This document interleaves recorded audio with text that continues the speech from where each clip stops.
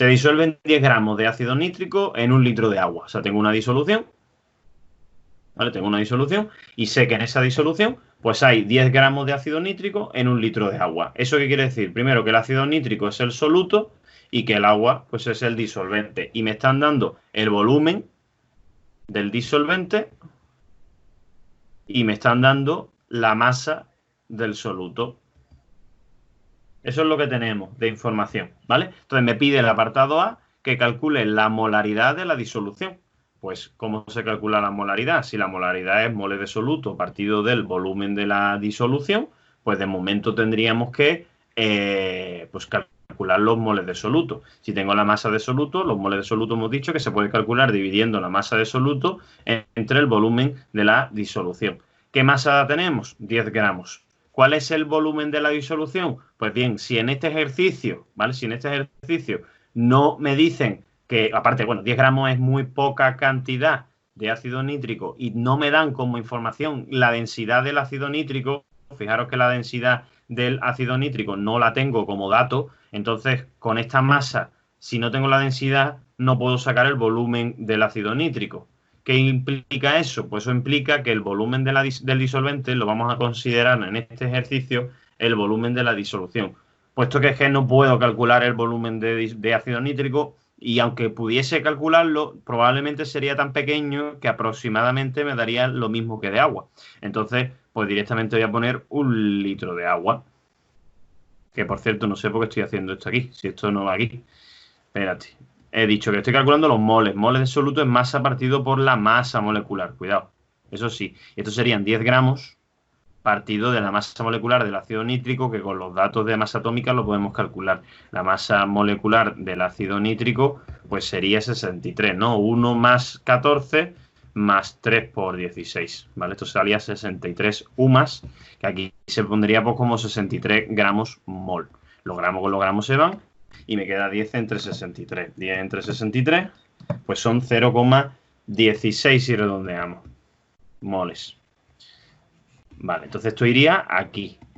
Y aquí es donde estaba lo que estaba diciendo antes, ¿no? Que el volumen de la disolución, como aproximadamente va a ser el volumen del disolvente, pues aquí es donde pondríamos directamente un 1. Y entonces esto sería pues 0,16 molar o mol partido litro, que también podríamos ponerlo de esa manera. Vale, pues esta es la molaridad de esta disolución. Ahora el apartado B me dice que calcule la molaridad de la disolución resultante de diluir 100 mililitros de la disolución original hasta 2 litros, ¿vale?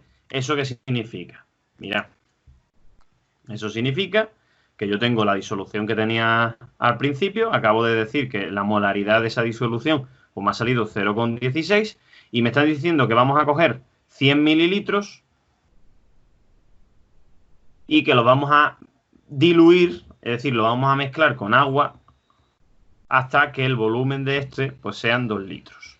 Eso es lo que dice este enunciado, ¿vale? A mí el enunciado me dice que calcule la molaridad de la disolución resultante, es decir, que calcule la molaridad de esta disolución sabiendo que estoy diluyendo, es decir, estoy mezclando con agua 100 mililitros de la disolución anterior, de la original, como tú dices ahí, de la del principio, ¿vale? 100 mililitros de la del principio con agua, hasta completar un volumen de 2 litros. Eso es lo que dice el ejercicio y me pide que calcule esta molaridad. Entonces, yo, ¿qué es lo que tendría que saber? Y lo hemos puesto lo primero cuando explica las disoluciones. Hemos dicho que la concentración de esto y la concentración de la muestra, porque esto es una muestra, ¿cómo tienen que ser? Tienen que ser iguales. O sea, esta concentración de aquí y esta concentración de aquí tienen que ser la misma. Entonces, ya si tengo la molaridad de esta, pues tengo la molaridad de esta también. Entonces, con el volumen y la molaridad, ¿qué podemos calcular de aquí? Pues los moles de soluto. ¿Por qué? Porque si la fórmula de la molaridad es moles de soluto partido del volumen de la disolución, pues puedo calcular los moles de soluto si multiplico la molaridad con el volumen. Es decir, si multiplico 0,16 por 0,1 litros, que es lo que deberíamos medir este volumen de aquí. Entonces esto me sale 0,016 moles. Ese 0,016 moles son los moles que hay aquí. 0,016. Y esos moles son moles de soluto. Entonces cuando yo eche aquí en la disolución esta, ese vasito, en este vasito va a haber 0,16 moles de soluto y le estoy añadiendo agua que es disolvente.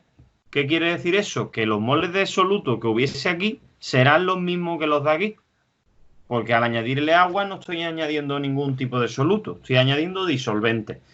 De nuevo, entonces, ¿qué tendríamos que hacer? Pues si tengo que calcular de nuevo la molaridad de la disolución esta resultante, que es dividir los moles de soluto de aquí entre el volumen de la disolución de aquí, pues ya tendríamos que dividir los moles de soluto, que son 0,016, entre el volumen de la disolución, que son 2 litros. ¿Y esto que sale? Pues 0,008 molar. Esa sería la molaridad de la disolución final. Entonces, ¿qué ha pasado? Cuando se diluye, es decir, cuando se mezcla algo con agua, ¿qué ocurre con la concentración? Que disminuye, su concentración disminuye siempre. O sea, hemos pasado de tener una concentración de 0,16 a tener una concentración de 0,08. Que es mucho más pequeña. ¿Y por qué es más pequeña? Pues porque la hemos diluido, la hemos mezclado con agua y al mezclarla con agua, pues disminuye la concentración.